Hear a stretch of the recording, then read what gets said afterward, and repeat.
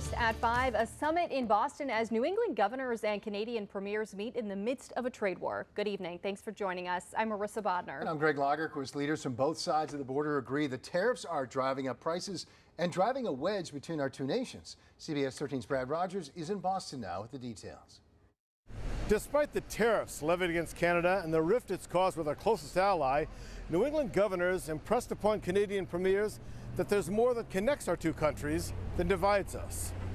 We all want to get back to the normal relationship of Canada and the U.S. being best friends, great neighbors. New England governors and Canadian premiers talked about plans to work together on critical issues like energy, trade, and manufacturing. A lot of the commerce that we do together is mutually beneficial. We send you parts, you send us finished products, and vice versa. But Canadian premiers are having a hard time getting over the trade war and the tax brought on by President Trump. Canadians, you know, when they hear the talk of the 51st state stuff, we're pretty ticked off about that. Leaders around the world that I've talked to are dumbfounded. I can't believe the president's going after your country. And we're in disbelief, too. It's not the tariffs that are affecting them so much as the hurt pride in Canadian citizenry. And boy, I understand that. New England leaders say they've seen a sharp drop in tourism, especially involving Canadians.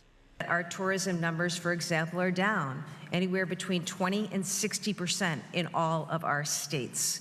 We have seen serious impacts and disruption to the supply chain. One premier even talked openly about Canada taking advantage of the severe cuts being made by the Trump administration. I'm not going to pretend that folks in Canada don't see this as an opportunity for us to attract some of the brightest and best from here who are now seeing funding cut and challenges put in place. China is everywhere, and China's the one who's winning in all of this. The Trump administration says tariffs level the playing field with countries like China and Canada, but they also raise prices on lumber, steel, and other goods we need from Canada. Instead of attacking Greenland, Panama, Canada, let's talk about the price of eggs, the price of building materials, the cost of a car or truck. I haven't seen it come down. I've only seen it go up. Next week, Governor Mills will travel to the Atlantic Canadian provinces to strengthen cross-border relationships and promote tourism in Maine. New at 6, what some of the governors and Canadian premiers had to say about the upcoming G7 conference and the meeting between President Trump and Canada's Prime Minister. In Boston, Brad Rogers, CBS 13 News.